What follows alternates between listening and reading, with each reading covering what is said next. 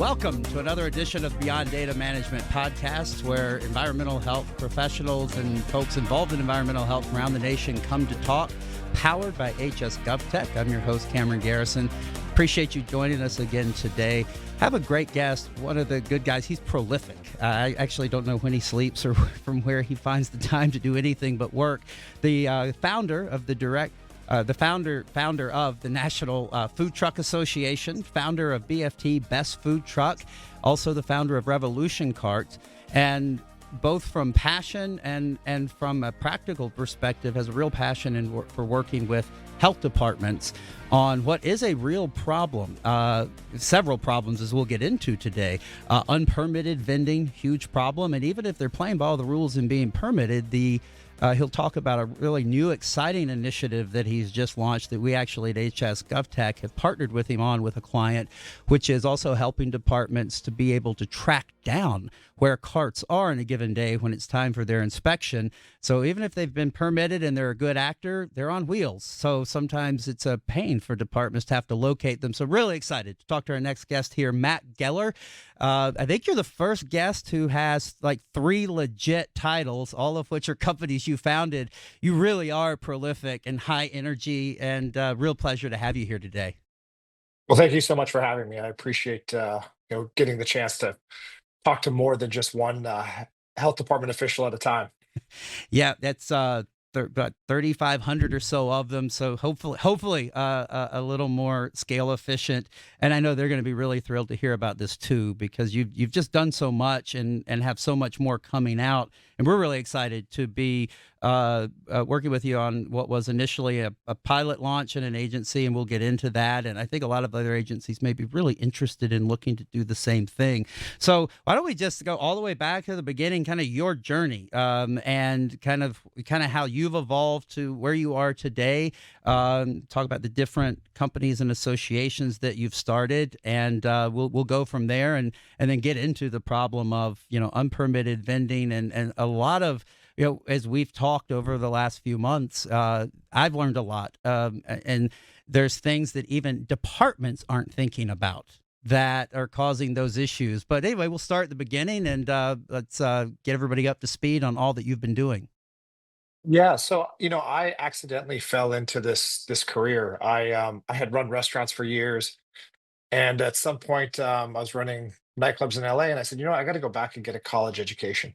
So I went back to college, finished in 3 years, and then went straight to law school at UCLA. And when I graduated, it was around the time that the food truck industry was really exploding in Los Angeles. And one of my good friends had one of the first gourmet food trucks. And so he got shut down by the health department. He said, "Hey, we're all having problems. Los Angeles County is a collection of 88 cities, 3 health departments of the county of LA, the city of Vernon, and Pasadena." And so he said, "Hey, can you help me start a food truck association?" So we started the first food truck association, the SoCal Mobile Food Vendors Association. And everything was so new and it was so kind of crazy. And you had food trucks parking near restaurants and people upset. And so what we tried to do was at least give good information to food trucks, but then also work with the governing agencies, whether it was, LA City Planning, code enforcement, the police, or the health departments on what we thought was within the limits of their authority. And what we found in the beginning was there was just a lot of policies that didn't connect up directly with the laws on the books.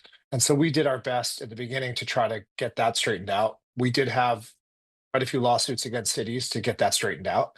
I think total 13. And anytime you have something so new, it had been around forever, but they had been going to construction sites and then they were hip. And everybody asked me, like, how did it blow up so fast in Los Angeles? LA is not a place where people walk or even use sidewalks. And all of a sudden, these food trucks were creating organic public spaces right in front of buildings or by parks or wherever they happen to park. And people were just excited about the opportunity to not just eat pretty innovative cuisine, things like, the first Kogi food truck was Korean Mexican fusion, which Korean and Mexican are big cuisines, but they had never been put together. So innovative cuisines, being outside, and everybody just kind of talked to each other while they were in line.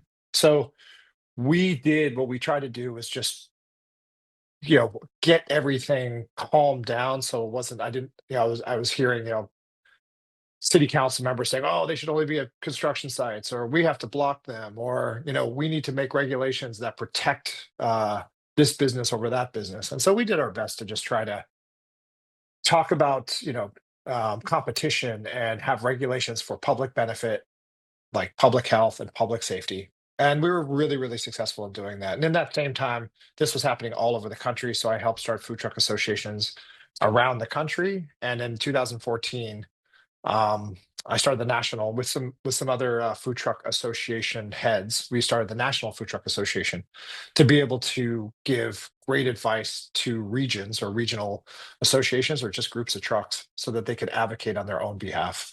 It's amazing. Um, It's hard to start something like that organically too, isn't it? Like, I mean, associations, a lot of them have been going for a long time in some of the more mature industries. How big of a lift was that to try to unify, which probably by definition, right? If you're a mobile food operator, you're probably a bit of a free spirit, right? So it's like herding cats. Is that an yeah. accurate way to put it? Yeah, I mean, I always say the best thing about my job is I get to work with incredibly passionate entrepreneurial people and creative.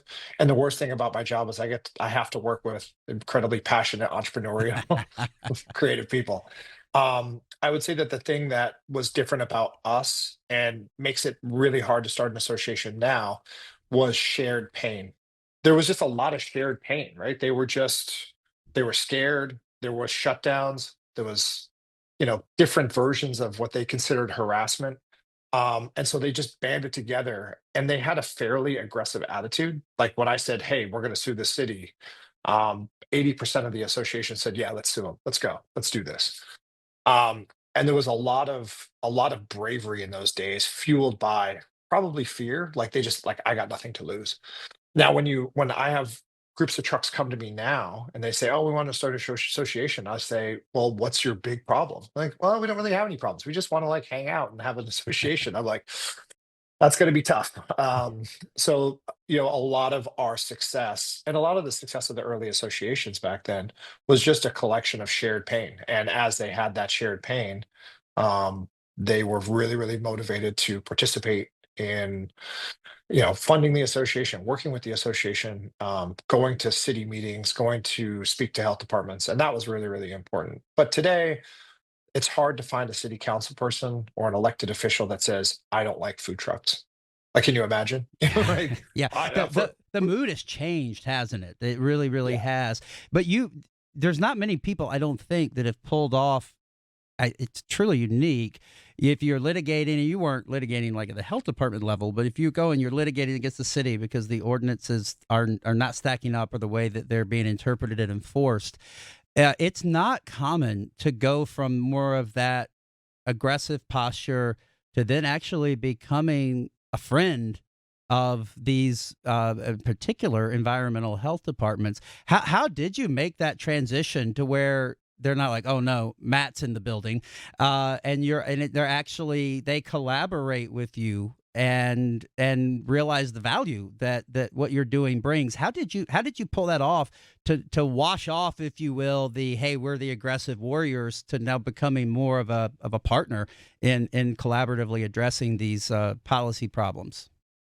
yeah. I mean, there was a lot of headbanging. I mean, we got in fights. I mean, it was, and we had a year long process. I went to the supervisors. I was fiery as hell in a meeting, and I just in the end, I think as we move towards what I considered more of code enforcement as opposed to policy, uh, you know, following a policy, they started to see that I wanted what they wanted. Like, and I think one of the first things was 2012 when they called and said, "Hey, are you going to fight us when we try to introduce the grading ordinance on food trucks?" And I said, "No, we want grading ordinances. We want them to be responsible. We want the public to see these trucks and go, that's got an A, and my favorite restaurant has an A. Wow, that's safe." So I think that was one of the first times. And my relationship with the health department, we really butted heads, but I think Terrence Powell, who's one of the original, one of the first guys I worked with, was a bureau chief. Like we were really friendly. I mean, we fought, but we were, he grew up in the same neighborhood I grew up in. He's 20 years older. And guys that grew up in Venice, California are pretty, Tough, yeah, very tough with each other. Um, and I think that they started to realize around 2014 when we were really starting to be concerned about the unpermitted vending. And it wasn't just the unpermitted vending, it's that Los Angeles County, as it popularized, food trucks just got more and more and more expensive. Commissary's fee got more expensive. Everything got more expensive. And so what that started to do was the people that had traditionally been in the food truck space, mostly immigrant populations, they started to get pushed out or not have an opportunity to even get in. So we went to the health department, I think, in 2014, 15, and we were saying, what can we do to bring down the cost of a cart? And we'll help you. We'll find builders. We'll, whatever we have to do. And I think it was those first meetings after we had kind of had our rough spot that they started to say, oh, well, Matt and the Food Truck Association and some of the builders that, now are my partners, um, they started to go, okay, well, he's got a different perspective because he's coming from industry, but he doesn't seem like he's trying to get away with things. He's just trying to keep everybody on the level playing field. And Yeah. there was some staff changes, and but I think for the most part now, I really enjoy working with LA County Health, and I do hear, oh, they're so hard to work with, or they're sticklers, man. They now they really follow the law, and I hear all the time like, Matt, if you don't like it, you can change the law, which we have. Right. So we did change the law as Senate Bill 972 made it so the carts that we produce can have things other than tamales and steamed hot dogs. Now it can be breakfast burritos, it could be corn, it could be tacos de canasta. So, you know, I always tell people I'd rather everybody was following in the same rules than people were making stuff up or trying to get away with things Yeah, because then so it's just true. confusing. And also something you said actually was a declaration of common purpose. Like when they asked you about the grading ordinance, you actually had the same interest they did in providing the public the assurance that this place is regulated and safe. And it's true, isn't it, that for the broader food truck community, unpermitted vending is as big, if not bigger, of a problem and threat to them as it is on the public health policy side. Uh, from a regulation perspective, talk a bit about just how bad the problem of unpermitted vending and carts has gotten. And it's true not just in LA, but in a lot of big metro areas. But I think you found a lot of alignment with them there because you guys don't want that either. But talk about that and how that has just spiraled, and obviously we'll get into some of the cause and effect, and it's a super interesting topic that when you started educating me on it, I realized was way more complex than just summarizing in one sentence. Yeah, I mean, we took it so seriously that we were trying to get some variances on sizes of sinks just so we could get people to build carts so that the people that were unpermitted or people thinking about getting into it had an option. And in 2019, we realized we weren't we had got this card, but we didn't get it approved. And we just decided we were going to build our own first a hot hole cart, like a tamale cart, which is just basically a steam table on wheels, which is NSF approved and everything like that. We were just so concerned that I mean, honestly, like I felt a little bit of personal responsibility that we had helped popularize this industry so much that it had gotten so expensive that we were part of the cause of locking out what had been a traditionally immigrant business. So, there was unpermitted vending, it was tough, but the pandemic really exploded it. I mean, the health department, they were busy being, in the worst pandemic and for 100 years, and going after unpermitted vendors wasn't on a top of their priority. And as it got more and more prevalent, it almost became like, so big that there was nothing they could do about it. We're concerned about it for a couple of reasons. One, we're constantly getting vendors permitted now. We have carts, the hot hold cart. We now have a grill cart. We're releasing an ice cream cart, and we're taking vendors that had been unpermitted before, and getting them carts. And some of them are buying carts, but we've also given away 55 carts, and I'll talk about that a little bit later. But Taco Bell has sponsored 46 of our hot hold carts. Rockstar Energy, a drink, has done five, the first five actually. Snapchat bought one, and we've had private donors, so we've given some away ourselves. But when we take a vendor that had been selling out of a cooler or out of just out of the trunk of their car, and we give them the opportunity to vend. And they're up against, we put them at a Home Depot because we have a deal with Home Depot, and they're up against 10 unpermitted vendors.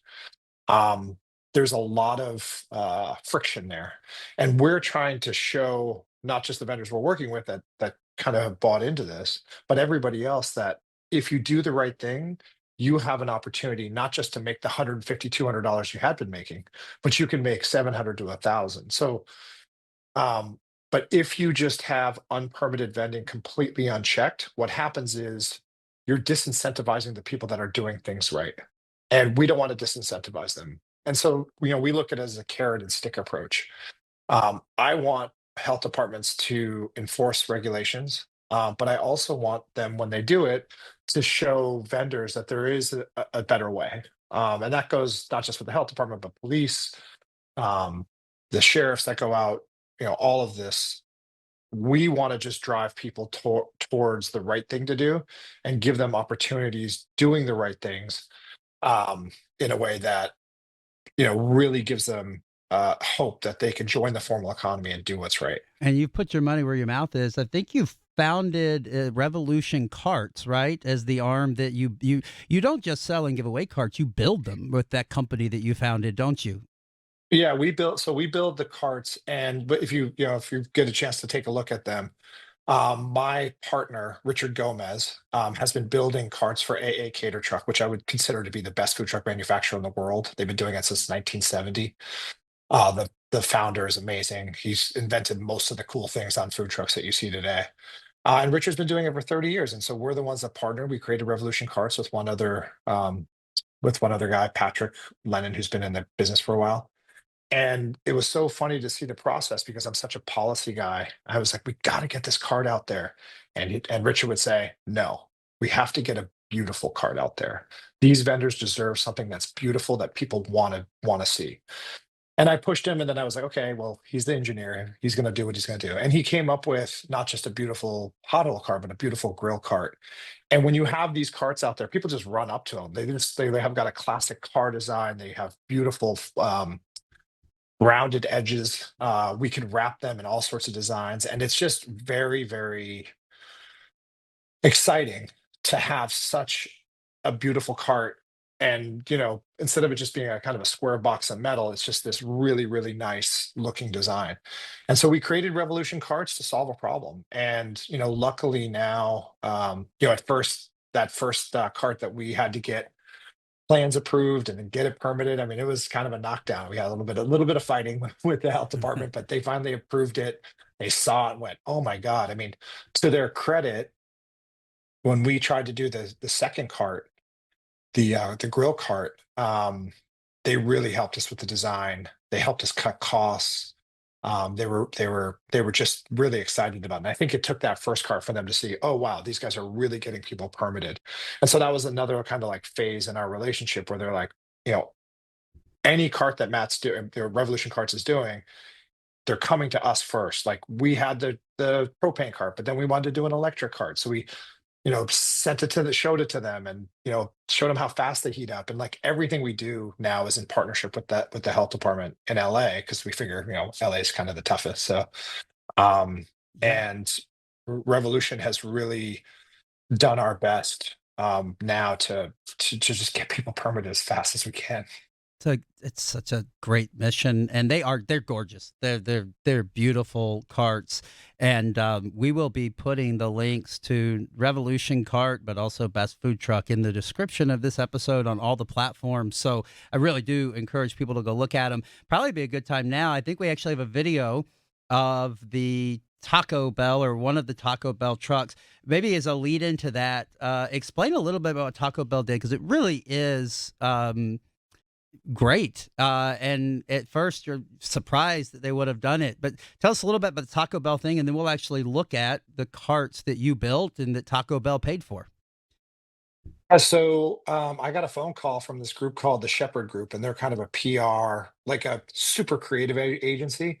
And they said, Taco Bell is really, really inspired by these food vendors, and they want to know if they can buy some of your carts and you can help us give them away. And honestly, I thought it was a joke at first. I was like, wait, wait, wait, what? I was like, "Do you wanna have Taco Bell branding?" "No, no, no, no Taco Bell branding. It's gonna be their own cart, their own business. We're gonna wrap them. We're gonna help design the images." And, It's you know, unheard the of, saying. right? Yeah, yeah, if it's too good to be true, it probably is. Yep. Um, and then we sat down, we met with them, and they basically said to us, "We want to empower the vendors that inspire us." Wow. Imagine that. We want to empower the vendors that inspire us. Wow. Yeah, you don't It was a you big, just you wouldn't guess that. That's huge. Yeah, like it's a fast food huge. chain.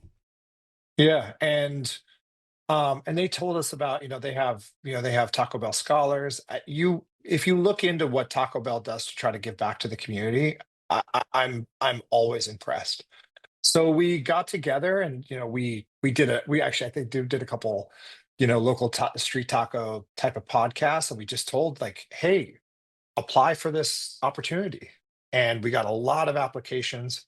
We really tried to focus on vendors who were currently doing business, because our job was like, let's take a guy that's not permitted and get him permitted, not some guy that wants to start a cart business, right? So, and we had interviews with vendors, and then we would push them over to Taco Bell, and they would have an interview. And the stories. I mean, honestly, some of the stories and some of the trials and tribulations that some of these vendors have gone through to be Mhm. vendors. And I had all my food thrown away, and my mom was sick, and this is the only thing I can do, or I'm recent to this country, and it was just, I felt pretty honored to help empower that community. And so we gave away 20.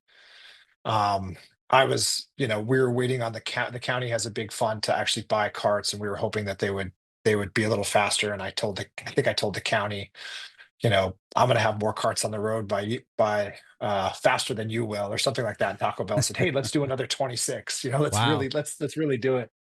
Um, and they did, and we were able to, and and I think that the thing that they could have done was just say, "Okay, here's some carts, go." They made every cart beautiful. They wrapped the cart. I mean, it costs money to wrap carts. They made beautiful designs. They worked with vendors. They made vendors feel really, really important. And then they would have an event for the vendor where we did an unveiling, and it was magical. And I eat a Taco Bell a whole lot more now. So, More chalupas. yeah, more Um, chalupas. so I Yeah. think we have David. If we're ready for that, I think we've got about a 60-second video here. We'll watch. These are all, and you feel free to chime in and narrate on it if you can see it Yeah. there, Matt. So what they wanted to do is they wanted to have an event for these carts, and this was a part of There they are. an event. And then they just, we break them out, and like, Oh, that it's 50s pretty hard diner not. one. That's Yeah, beautiful. yeah, it's pretty hard. I mean, yeah, it's pretty emotional. I mean, honestly, like, I fought back, because you've got vendors in tears. This is the first time they're seeing it, and their lives are going to change, and their lives have changed. We've Yeah. changed a lot of lives, and when I say we, it's a collective effort. The health department has made it really, really easy for these carts to get permits. We've taken vendors who had always been scared of the health department and given them good experiences in both, in San Diego County, which was one of the first. They were so great. San Bernardino, Riverside, Los Angeles County, and they're creating a good experience with the vendor. Because our job isn't just to get the vendor a cart that's permitted. Our job is to get that vendor to come back and get the permit again.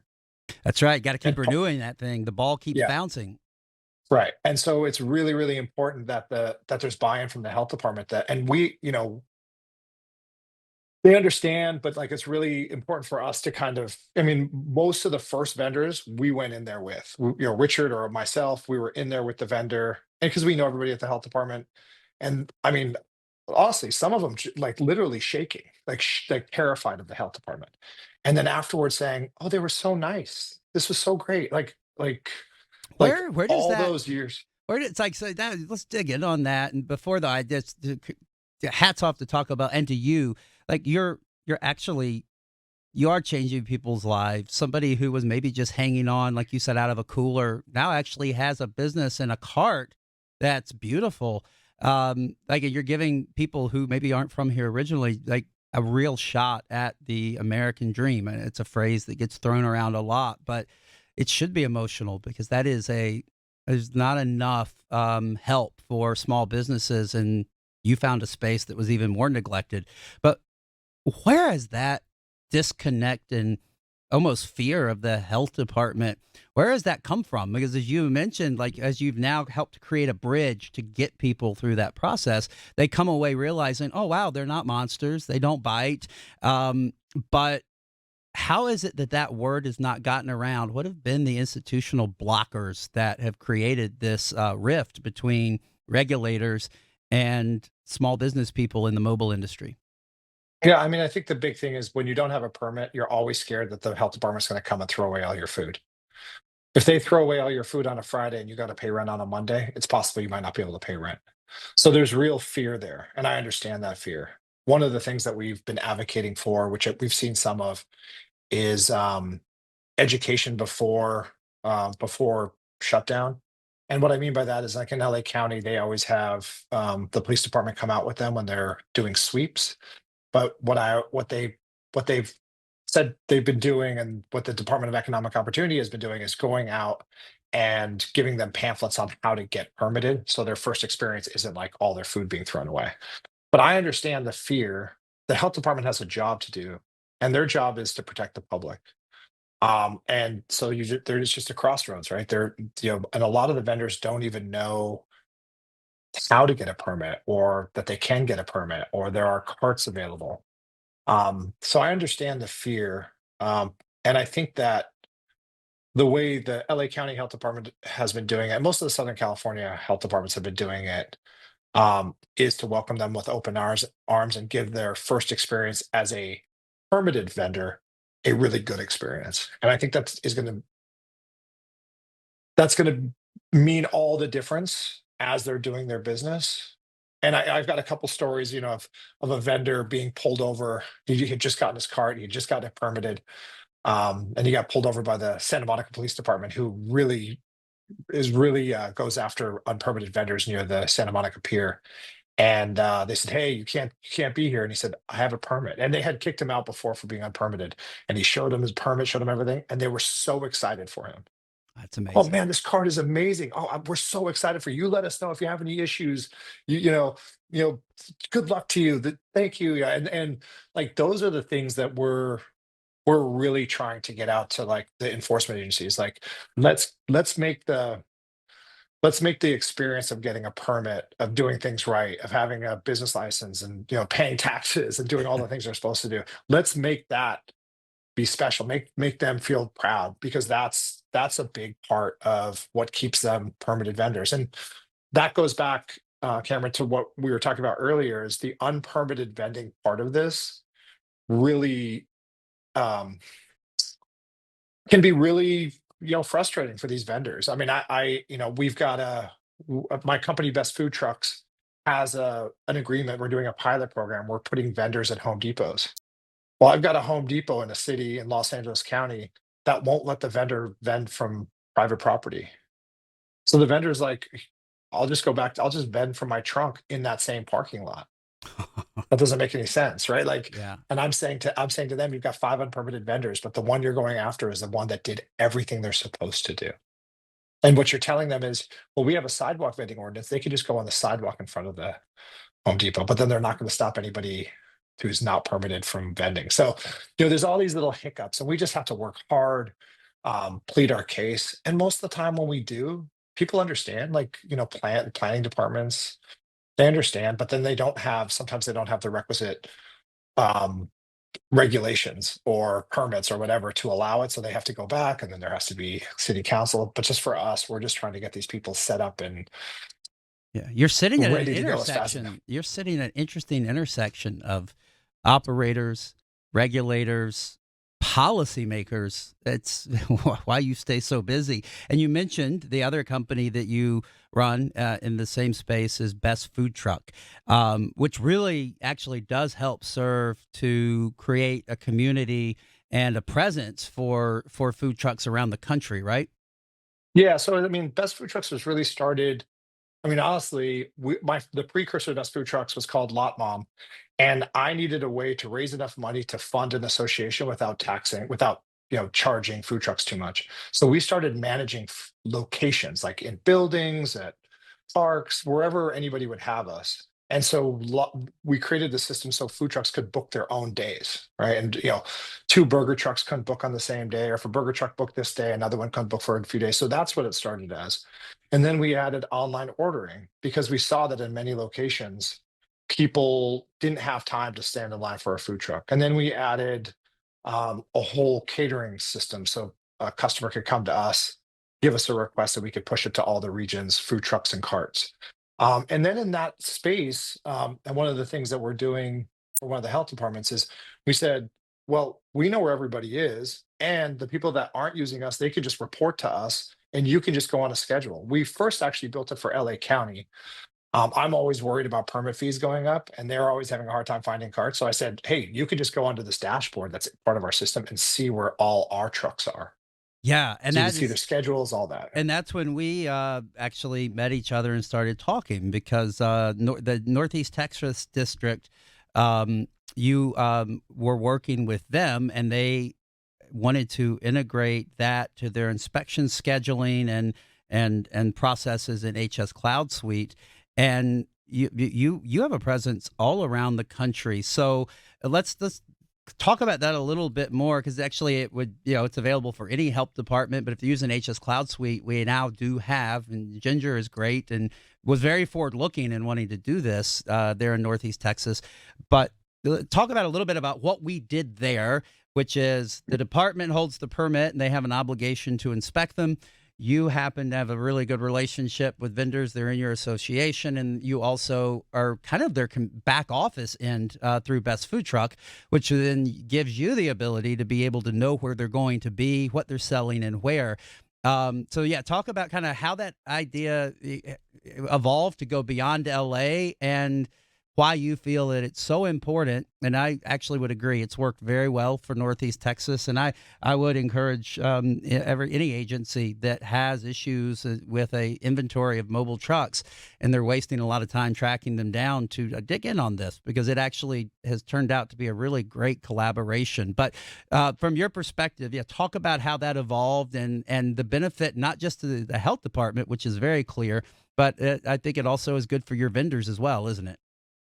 Yeah, I mean, I think that the cool thing is, um, I mean, so Ginger and I have known each other for I think 10, 11 years. I came out and did some, little talks about mobile vendor and mobile vendor safety and just what we're seeing in one of the larger markets. And so she called me and said, what could we do to like make it a little bit easier? And I wanted to provide something that wasn't just like food trucks reporting schedules, but also provide a map to the region so people can actually see where they are. We're telling the health department, hey, these are where the trucks are, but then we're also telling the public as well. And the trucks can use the system as much or as little as they want. They can use it for to get catering opportunities. They can use it for online orders. We do online orders different than any other system in that we manage it by location. So if a food truck goes somewhere and has 10 online orders and then another food truck goes to that same place, that food truck will let all the 10 people know that they're there. So it's a really it's a system built for food trucks and a lot of it by food trucks. I mean, I wish I could tell you I was the smartest guy ever and I came up with all this by myself, but most of it was just food trucks yelling at me that they needed things. So we just built it. And that's what we're trying to do. And we're, as we build into this, I mean, we're still Northeast Texas, we're still launching, we're still getting things right. We're launching the text message that says, hey, you don't have a schedule up. Don't forget to update your schedule. So like it'll take work through this the first few months so we can really get it fine tuned. But what we also want to do is just provide um, different features with HS GovTech. We can tell them the schedule so that they can, have on their scheduling platform tell the inspectors where a food truck is, what they're doing, at what time to what time, and they can have an inspection schedule that really works and optimizes their time. And then we also have a lot of food trucks that want to use the system to report where unpermitted vending's going on. And so that's something that we're talking to Cameron about. And I think that would be a good way. A lot of the permitted guys are really, really frustrated with the unpermitted guys. And a lot of the health departments that we're working with are like, we know they're there, we find out they're there, and then we go there and they're not there. So heat mapping where all the unpermitted vending's going with reports from permitted vending is a good way I'm really to glad really that, have to understand. so glad you brought that second part up because I think it is crucial because you have overlapping interests there, right? The permitted good actors want those unpermitted ones to cease and desist just as badly as the health department does. Only problem is health department doesn't have eyes in every hotspot for food trucks every day, but your licensed trucks do, and they can give that situational awareness directly fed into the health department system. I'm really glad I overlooked mentioning that. I'm really glad you did, and really excited about the evolution of that. And I think there's going to be a lot of agencies, especially over the course of this year, that will want to find out more. It's better for efficiency. It's better for public safety, and their inspectors don't have to drive around fruitlessly to where they thought something was, but they had old information. Yeah, and I will say there's a lot of like we get some backlash. I've been going to city councils, I've been going, anybody that'll listen and saying, because I hear all the time, we support street vendors. And I said, well, do you support permitted street vendors? Because I've got all these permitted street vendors that need a little bit of help. And you seem to only support the guys that have no permit. And then I get a lot of silence with that. But I'm not thinking about this as like, I want to shut all those unpermitted guys down. We want them to vend. Like, I just want to give them the pathway to the formal economy.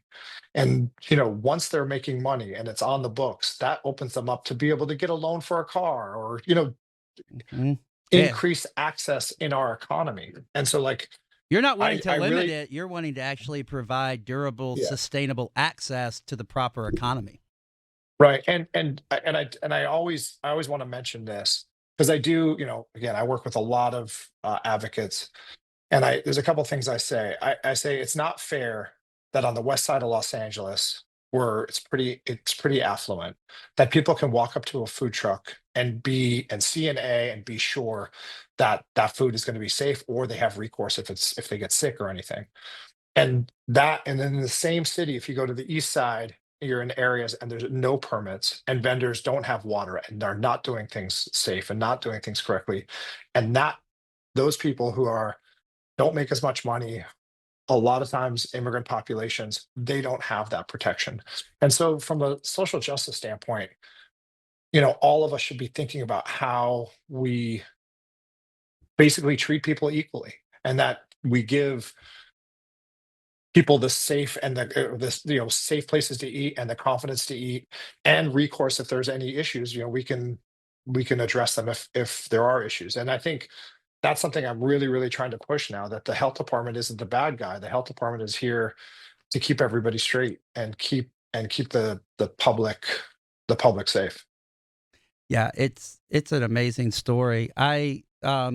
You work so I hesitate to even ask, but I think I should. As many things like you're a problem solver, right? You see a problem and you're like, well, I don't see a tool set that's been built to solve it, so I'll start something new. You got anything else cooking, or you got a full plate for now? No, for now we're really so Best Food Trucks continues to be a pretty cool ecosystem. I'm really committed to building out what health departments need.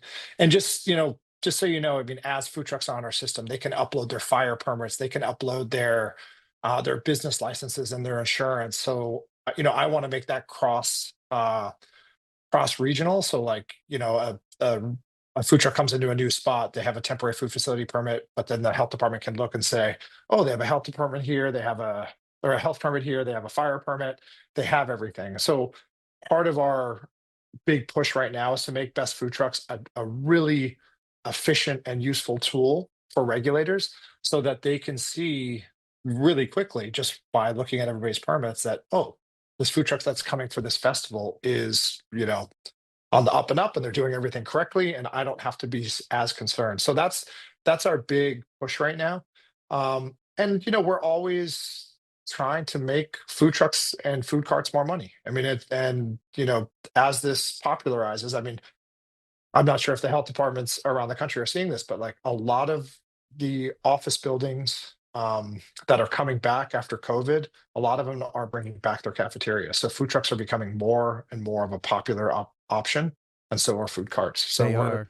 we're really trying to expand their opportunities in those types of situations. You've been working on an excellent paper on the challenges, regulatory and otherwise, of unpermitted vending. I think it's going to get out there sooner than later here. Talking to a couple of the environmental health associations, and I think there'll be a lot more because you just have so much that you can share on that. I was also hoping maybe we could have you back and maybe we can have Ginger even pop in with us because, as you mentioned, they just went live with tying in the services from Best Food Truck and location data into their HS Cloud Suite system in January. So if you're busy and I hate taking chunks of your time, but love to have you back, and maybe we can even have Ginger back and update departments on how that has evolved. And I would encourage departments. We will again post in the comments sites the links to all of this and how you can contact Matt and look at what they're doing, and then also reach out to him. You can reach out to myself or us at HS because we are,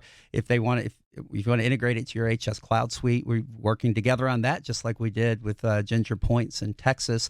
So, please, y'all check in, do some research on this, and we will come back and do an update episode and try to hear also directly from the department on how it's made their lives a lot better.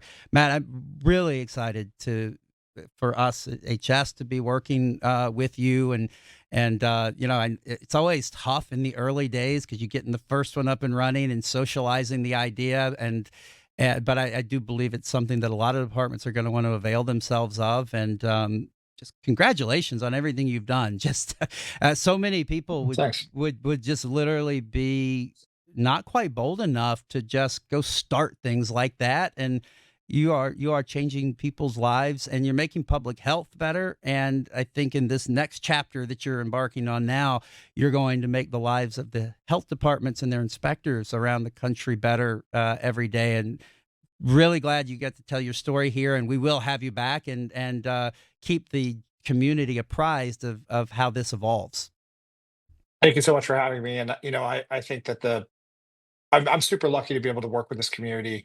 It's a community that a lot of people don't think about, but I know that with partnerships and with health departments, that we can make the transition from unpermitted vending to permitted vending a lot easier than it would be if we weren't all working together. So that's what I'm most excited about in the next couple of years, just getting carts to vendors and getting them set up to be, the best version of their vending business that they can be. Yeah, not only can you already are. So you've already proven your hypothesis. Really appreciate it. And we will do more on this into the future. To everybody at home, thanks so much for spending the past hour or so with us here. If you have any comments or you have an idea, something you think the show's not talking about that it should be, please feel free to reach out to us beyond at hscloudsuite.com, beyond at hscloudsuite.com. Until next time, for Beyond Data Management Podcast, powered by HS GovTech, I'm Cameron Garrison. Have a great day.